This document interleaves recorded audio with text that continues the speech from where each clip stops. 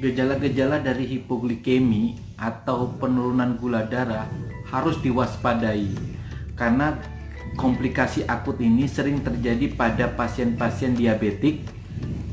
Jika tidak ditanggulangi dengan segera, dia bisa menimbulkan penurunan kesadaran, kejang, dan kerusakan otak yang permanen. Hipoglikemi juga bisa terjadi tidak hanya pada pasien diabetik, tapi juga bisa terjadi pada pasien-pasien lain, misalnya pasien dengan kanker pada pankreas atau yang disebut dengan insulinoma, atau terjadi pada pasien yang anoreksia, yaitu setiap dia makan itu dia akan muntahkan, itu juga bisa mengalami hipoglikemi. Tetapi topik kali ini adalah kita membahas adalah komplikasi akut berupa hipoglikemi yang terjadi pada pasien-pasien diabetes. Merupakan komplikasi akut daripada diabetik. Karena dia komplikasi akut, maka penanganannya harus sesegera mungkin. Jika tidak, dia bisa mengakibatkan kerusakan otak yang permanen, bahkan bisa menimbulkan kematian. Tanda-tanda awal daripada hipoglikemi adalah lelah, pusing, rasa lapar, sulit berkonsentrasi, bahkan tangan itu biasanya gemetar dan mengeluarkan keringat dingin. Nah, penanganannya harusnya dilakukan sejak ada tanda-tanda yang kita sebut gejala prodromal ini, untuk supaya pasiennya tidak masuk ke dalam keadaan seperti kejang, kesadaran menurun, bahkan kematian daripada otak. Penyebab paling banyak daripada hipoglikemi ini adalah pertama, pasiennya menggunakan dosis obat atau menggunakan insulin itu melebihi daripada kebutuhan insulin pada tubuhnya. Yang kedua, jumlah makanan yang dikonsumsi sangat kurang.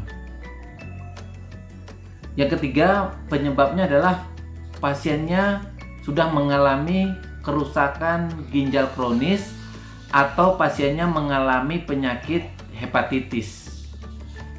Nah, di sini pada kasus-kasus hepatitis, proses penciptaan glukosa dari hati akan mengalami penurunan sehingga pasiennya mudah sekali mengalami kadar gula yang rendah. Pada pasien-pasien yang mengalami kerusakan ginjal, itu sudah terjadi penurunan daripada pembuangan insulin dari tubuhnya. Di sini tubuhnya masih menghasilkan insulin, tetapi pembuangannya mulai mengalami penurunan karena fungsi ginjalnya yang menurun, sehingga perlu dilakukan penyesuaian dosis pada pasien-pasien diabetik yang mengalami kerusakan ginjal atau yang mengalami hepatitis. Pasien-pasien yang mengalami sepsis atau mengalami infeksi yang berat juga bisa mengalami hipoglikemi, karena pada waktu awal dia mengalami sepsis atau mengalami infeksi yang berat, biasanya gula darahnya akan tinggi, sehingga biasanya dokter atau tenaga kesehatan menggunakan obat yang dosisnya agak besar yang membuat gula darahnya terkontrol. Tetapi dengan sepsisnya mulai teratasi atau stresnya mulai teratasi, itu mengakibatkan kebutuhan akan insulinnya berkurang. Dosis yang tidak disesuaikan akan membuat gula darahnya akan turun.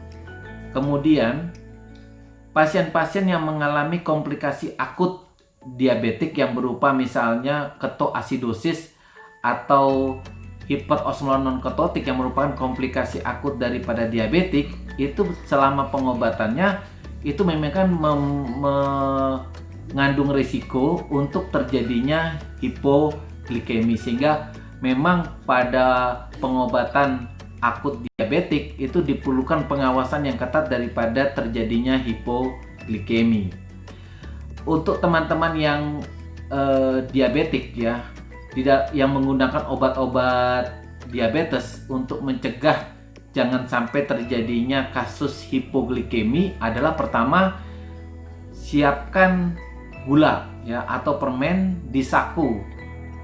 Jika ada tanda-tanda hipoglikemi, maka bisa mengkonsumsi permen tersebut, kemudian dilakukan pengecekan gula darah. Jika tetap gula darahnya rendah, maka bisa dilakukan tindakan memakan permen lagi sambil berkonsultasi dengan dokter. Kemudian lakukan kontrol gula secara teratur.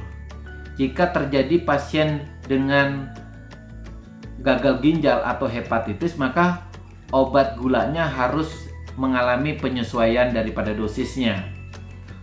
Kemudian terakhir adalah kesimpulan ya, karena penyakit hipoglikemi ini merupakan komplikasi akut yang harus ditangani segera.